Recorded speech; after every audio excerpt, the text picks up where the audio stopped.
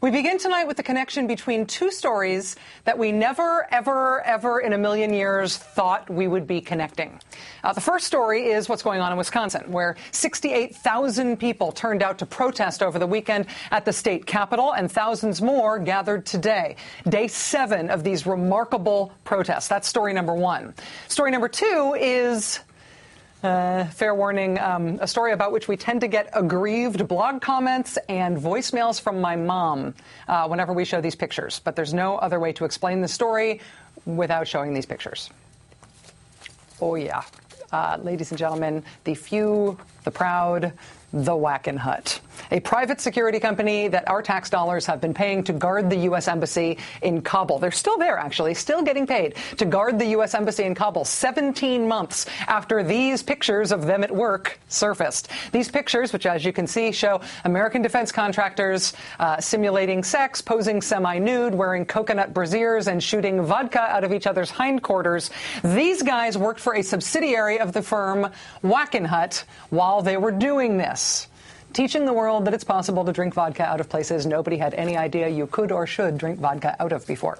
The connection between what's going on in Wisconsin and what went on in Kabul with those guys' pants off is that what the governor of Wisconsin is doing right now, he has tried before. The governor of Wisconsin, who has thrown his state into chaos by trying to strip union rights from people who work for that state, he has tried this before with disastrous results and with Wackenhut. This is the Milwaukee County Courthouse. As you can see, it is a very pretty building. When Scott Walker was in charge in Milwaukee, he decided to fire the security guards who worked at the courthouse and at 2 other county buildings. They were public employees, they were represented by a union, and Scott Walker just fired them. Now, the county board was opposed to that. They rejected his plan. But then after he was blocked by the county board, Mr. Walker just unilaterally insisted that he could do it anyway. He just seized the power to do it, claiming he had the right because there was a budget emergency. And so all of those union security guards got fired, and Scott Walker replaced them with the Butt Vodka Company guys. He replaced them with Wackenhut, with a private company called G4S Wackenhut, which is based in the UK and which uses, naturally, non-union security guards. Mr. Walker fired all of the union guards and replaced them with private non-union guards. This was like the dress rehearsal for what Scott Walker is doing at the state level right now, and it may offer a little bit of foreshadowing as to how this is all going to work out. An arbitrator in Wisconsin ruled just last month that the so-called budget emergency that Scott Walker used to justify hiring the Butt Vodka Company guys by decree, doing it unilaterally, that justification was essentially ginned up. Quote, the county did not have a true budget crisis at the time, according to the decision from the arbitrator. It's true that the county was facing a budget shortfall, but again, according to this arbitrator, not a big enough one to justify Mr. Walker's hair on fire, it's an emergency, I can do what I want actions. Also, firing all of those union guards did not turn out to save the money that Mr. Walker said it was going to save. Since Scott Walker hired the coconut bra vodka guys, the county has since had to revise down, way down, how much money that would save. Turns out they overguessed by more than $330,000. But wait, there's more. An arbitrator just ruled Walker overstepped his authority, and now the county must give those guards their jobs back and provide back pay. Scott Walker's last big cost-saving bust-the-union stunt could ultimately end up costing his former employer, Milwaukee County, close to $500,000 after all is said and done. And, you may be shocked to learn, turns out the coconut brassiere drinking vodka out of your friend's orifices company didn't do that great a job for the people of Wisconsin once Scott Walker gave them those used-to-be public, used-to-be union jobs. The man Wackenhut installed as the security chief for all of the locations where all of the union guards had been fired was a man with a criminal record that included jail time. That's who they picked for their security chief.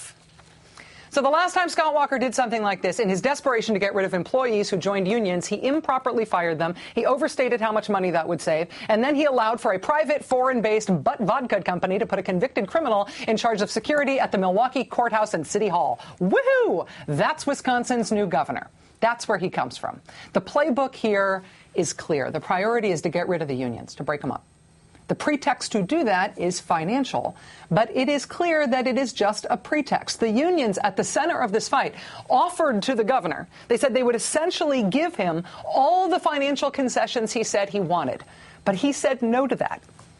He doesn't want those financial concessions. He wants to strip them of their union rights, or he wants nothing. Finances are just a pretext. Among the most expensive benefit package the state pays for any union employees are the ones for the unions that supported Mr. Walker when he ran for governor. Those also happen to be the only ones who are exempted from his union stripping plan. If this really was about money, those ones would be the first ones on the chopping block. But it is not all about money. Finances are just a pretext. In the midst of this supposed budget deficit emergency that makes necessary this dramatic anti-union bill, the governor supported adding about $140 million to the state's deficit when he passed a bunch of tax cuts without paying for them. Finances are just a pretext. When Governor Chris Christie of New Jersey announces that he needs to do the same thing because of his budget crisis, he's expected to announce that tomorrow. And when Governor John Kasich of Ohio moves to do the same thing in his state because of his budget crisis, it will be a pretext in those places, too. Republicans understand that the business interests that support them have always wanted to get rid of unions, as it has always been and as it will always be. But more directly, Republicans understand sources of Democratic political power, and they understand sources of Democratic political power well enough to be focused across the country on how they can destroy those institutions. Corporations, broadly speaking, support Republicans. In the last election cycle, Chamber of Commerce made donations that were 93% Republican. But the people who cash paychecks instead of sign them, the people who work for companies instead of own those companies, actual humans instead of conglomerates, labor unions, those groups, broadly speaking, do tend to support Democratic causes. Here, again, are the top 10 big money contributors in last year's elections. 7 of the top 10 are right-wing. The only 3 that are not are, ding, ding, ding, unions. Republicans understand enough about the sources of Democratic political power to want to destroy the institutions that make it possible for Democrats to compete in elections. The question is whether or not Democrats understand the sources of their political power well enough to defend those institutions against Republican attacks. Republicans, ideologically speaking, like to talk smack about the government, right? Government is the problem. Government is not the solution to our problem. Government is the problem. Government is the problem. That's always the great awkwardness at the heart of Republicans campaigning for political office. If you don't like government so much, if you think that government is the problem, why do you want to be in charge of it? But there are 2 things that Republicans really like about having government power. One is the opportunity to hive off things that the government does and give them to private companies to be done for profit instead. Hello, you there in the coconut bra. The other thing they have a real passion for is using public policy to attack and dismantle institutions that support Democrats electorally.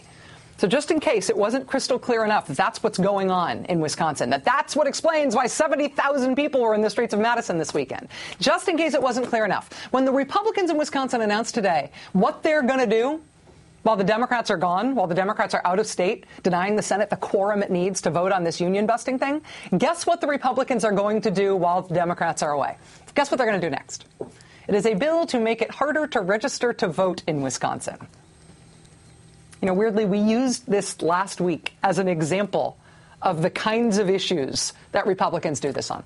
As an example of the way Republicans use public policy for partisan ends to benefit their own party and hurt Democrats. Registering new voters has long been a great source of Democratic electoral strength. Why is that? Because young voters and people who haven't voted before do tend to vote Democratic. So if Republicans can make it really hard to register to vote, they can take away one of the ways that Democrats win in elections.